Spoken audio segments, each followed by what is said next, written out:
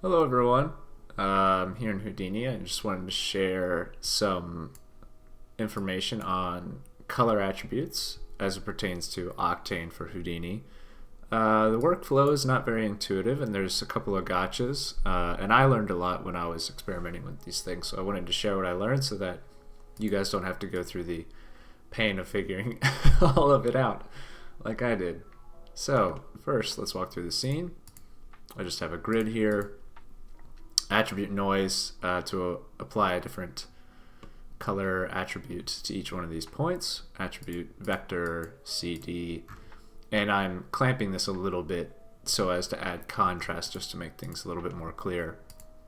Setting that through copy points with some boxes.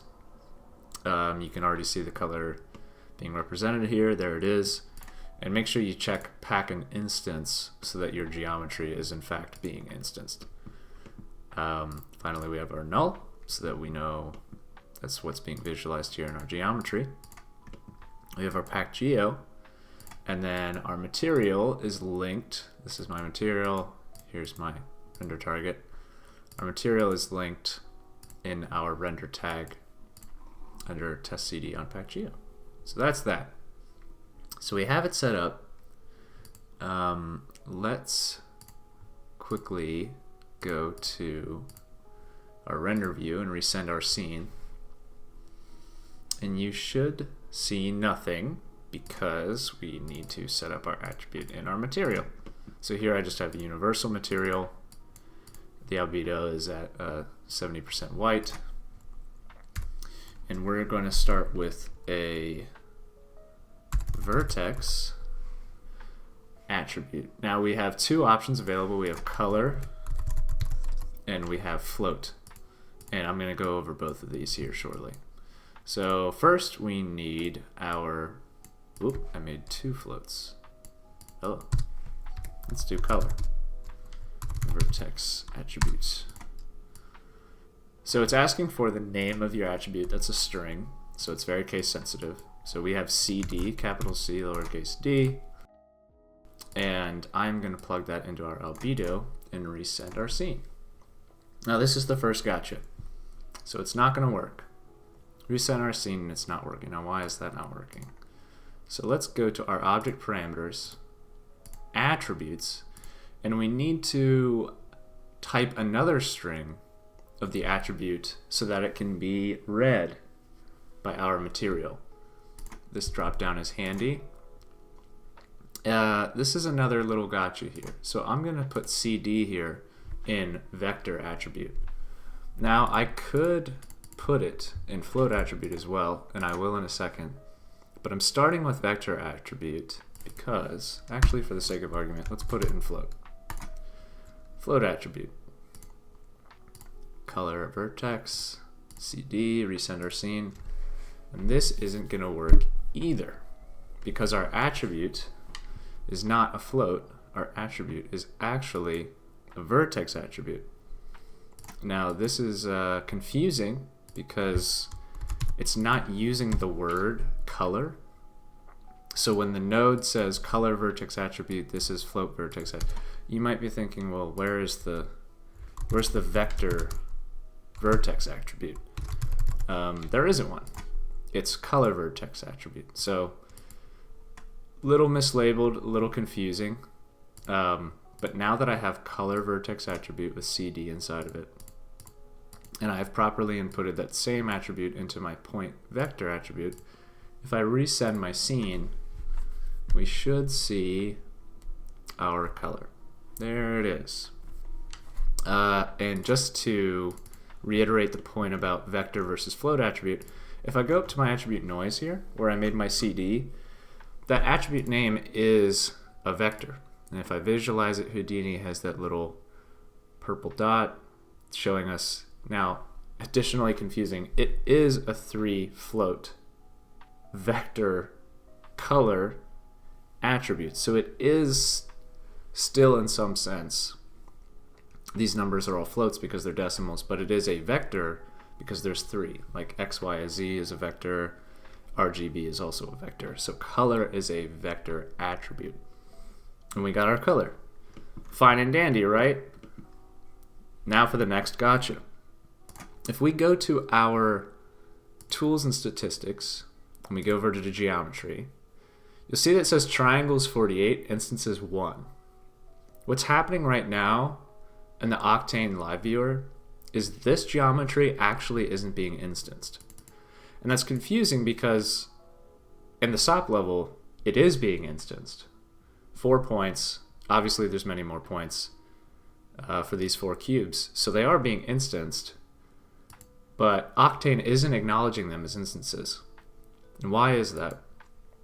If we go to our Octane object parameters, we go to our properties, and we look down to packed geo instancing, we need to check this on in order for Octane to acknowledge that this geometry node is actually instanced geometry so that it can do the same. You'll notice when I did that, it resent the scene on its own. Triangles is now 12. Instance is 4. You can ignore this because obviously there aren't triangles in our scene, but this is Octane's way of talking about primitives. Instance is 4. Okay, that's great. 4 cubes, 4 instances. But here's our next gotcha. What happened to our color attribute? It was just there a second ago. We have everything linked correctly. And this is the kicker. Now that we're properly instancing our geo, we can't use this vertex attribute node anymore. What we need is to type the word instance, and you'll get a texture instance color node. Now, if you're me, personally, this is a confusing node because it has a file name, it uses the word texture, it seems to be asking for like an image texture or a noise texture or something like that. It doesn't seem to be associated with attributes at all. So how do we use this? Do we type cd into the file name? That doesn't seem correct. I'll plug it in the albedo and we'll resend our scene. And you'll see that that's not going to work either. We actually get black. So this is giving us a value of 0, essentially, because there's nothing in it for the albedo to read. So it's just reading it as 0 or black. So what do we do? If we go back to our object parameters and we go to properties, underneath that packed geo instancing checkbox that allowed Octane to actually read these instances as such, you see this custom attributes on, and then unfortunately, no matter how much you expand this window, it doesn't complete that sentence. You actually have to hover over it to read what it means. Custom attributes on instances. Okay. Plus point attribute 1. Custom point attribute. Assigned to 1. This node must be a texture instance color node. Aha! Okay. So point attribute 1, if we click this drop down, we have our CD.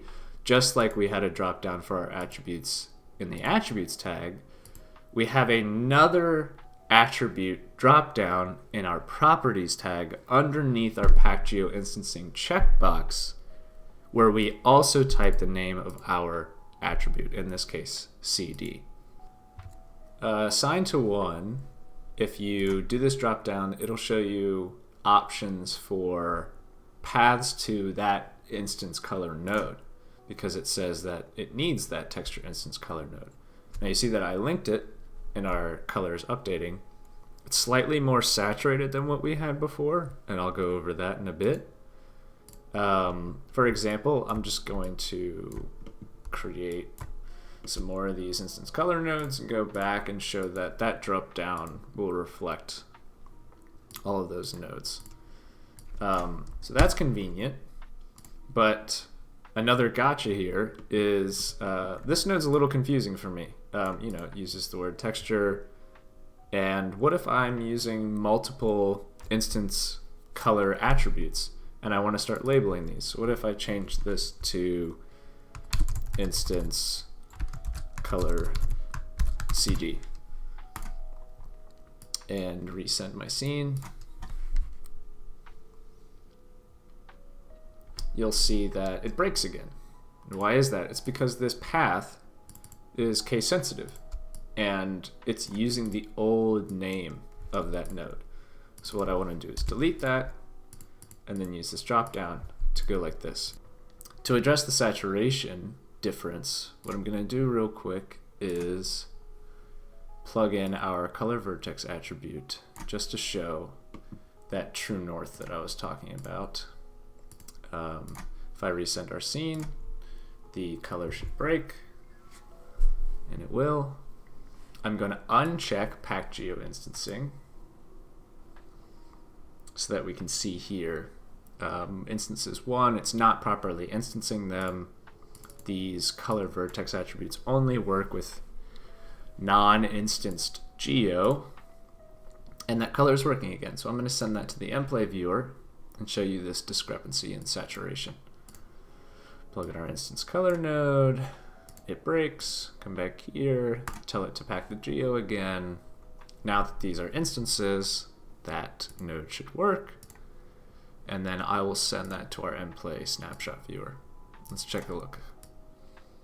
There's a saturation difference between these two. Now, if I'm being completely honest, I don't totally understand color transforms in general, especially in Houdini, but what I do know is that if you come to this texture instance color node under your color space, if you switch that to linear sRGB gamma, you're now going to have the same level of saturation. 3, 1, 3, 1.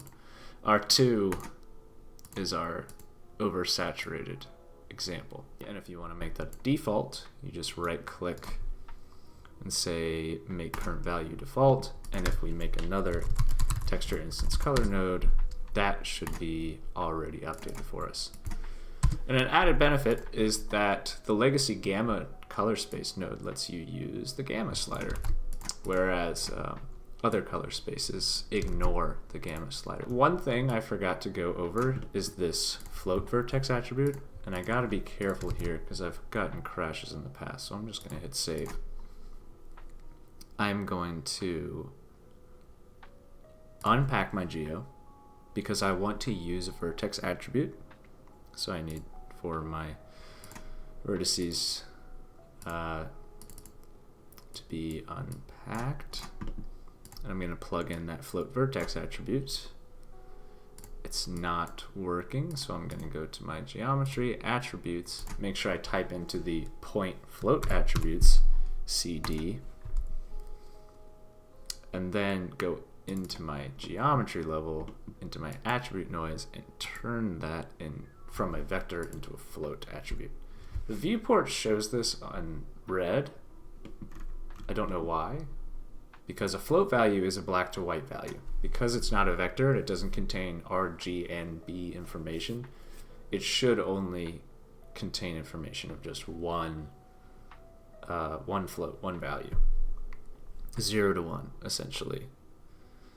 Black and white. So there we go. That is a float vertex attribute. And a lot of the attributes that you'll deal with in general, like if I do like mask from geometry and do like a sphere, pipe this in to here, go like this. Let's move this a little bit, zoom out, turn our grid on, visualize this. If I just move the sphere, move it around a little bit, hello. Mask from geometry and change the radius so that it only covers part of this.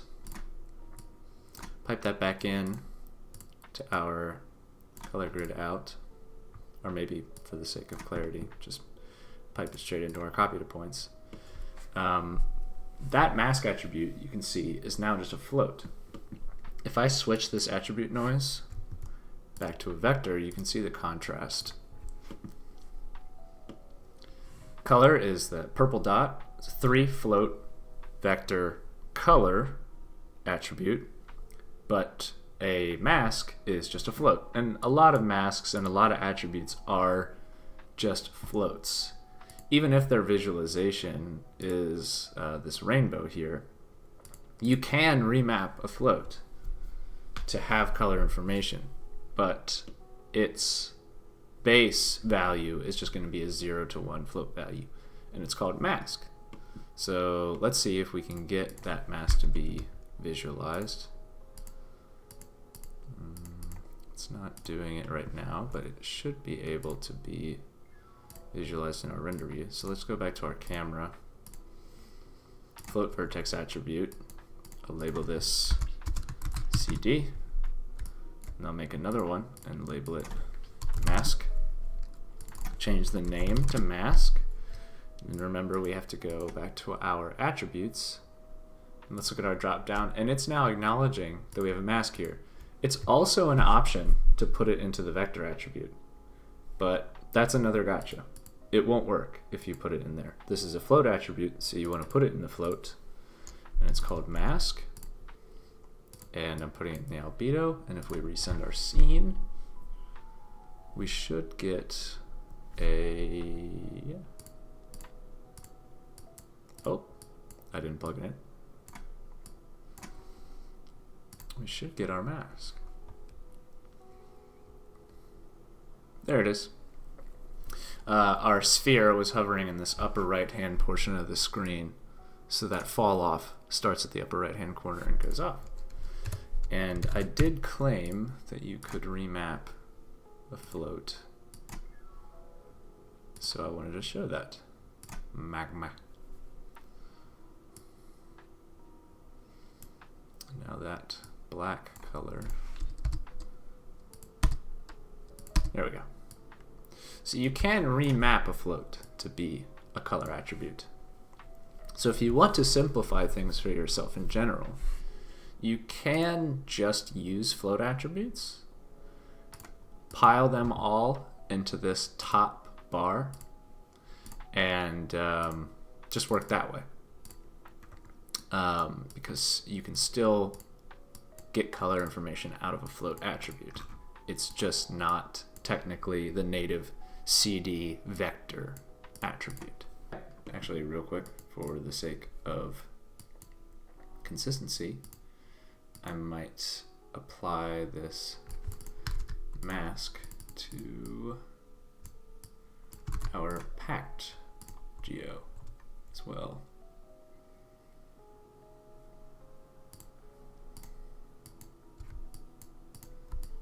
Since color,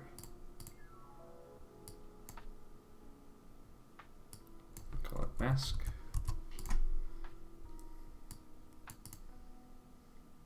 Like this. Like this. Like this.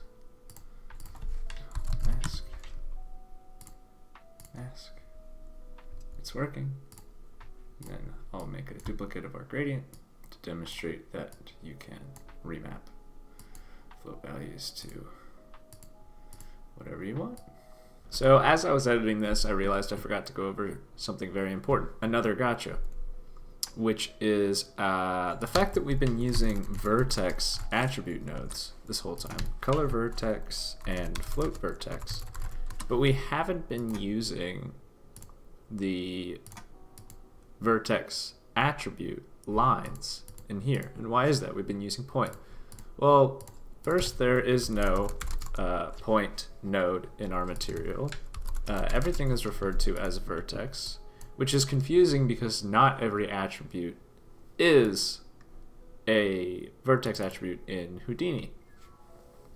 Some are point attributes, but some are vertex attributes. We've been dealing with point attributes up until this point, but what if you had vertex attributes? How would you use those? So I'm going to do an attribute promote down here at the bottom of our stack. Pipe that in there. And let's use our mask attribute. The original class was point, and we're going to promote it to a vertex attribute. So now you can see that it's highlighted.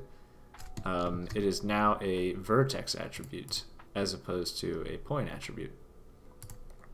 If I go into my material and I move some of this stuff out of the way,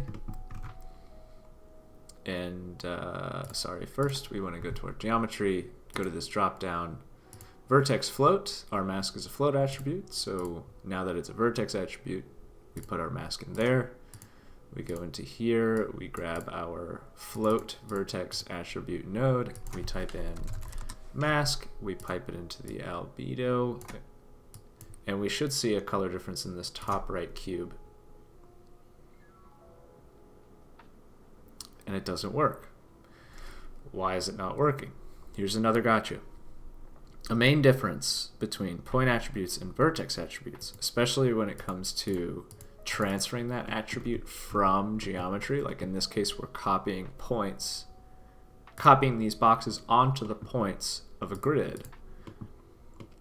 This mask attribute is on the points of this grid, and so when it's copied to these instances, that attribute transfers to the point which is being used as the centroid of the instance, and so it inherits the color. But now that we've promoted it to a vertex attribute, there's nothing being read because packed geometry doesn't have vertices. I'm not sure if that's a completely objective statement, but I know that for our purposes that's the case. That Octane and Houdini are just reading these packed geometries as having point information. Now it does say 4 vertices, so maybe it is untrue to say that there is not vertex information here. But for the sake of our attribute, and for the sake of Octane reading that attribute, this isn't going to fly, because this geometry is instanced. But if we go to our geometry properties, we make sure that it's not instanced, and then we go to the SOP level and we tell copy to points to not pack and instance this geometry, so that now we actually have full individual boxes with their own unpacked geometry in Geo. And we resend our scene. Now it works. And we can remap it like I mentioned before. Now let's just use our gradient.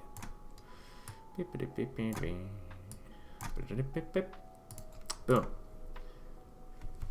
If you're going to use vertex attributes, the geometry can't be packed. And for the sake of demonstration, should we promote? Let's do our color as well.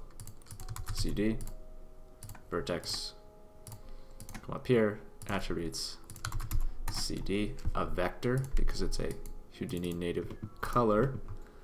So it's going to be a color vector, CD, vertex attribute, pipe this in, and we should get our color attribute represented. There it is.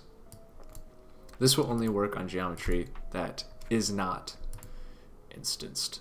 Alright, I just wanted to say thanks for watching. I hope this was helpful. This is my first tutorial, and I know it's a very long one, but if you learn like I do, then all of that problem solving and explanation is really helpful, because in my opinion, none of this is intuitive. It's very frustrating, and there are so many gotchas. So I wanted to make sure to run into those problems in real time so that all of you could see sort of the logic behind how things are supposed to work. And yeah, let me know in the comments how you feel about things, if you have questions or feedback and all that. And thank you so much. See ya.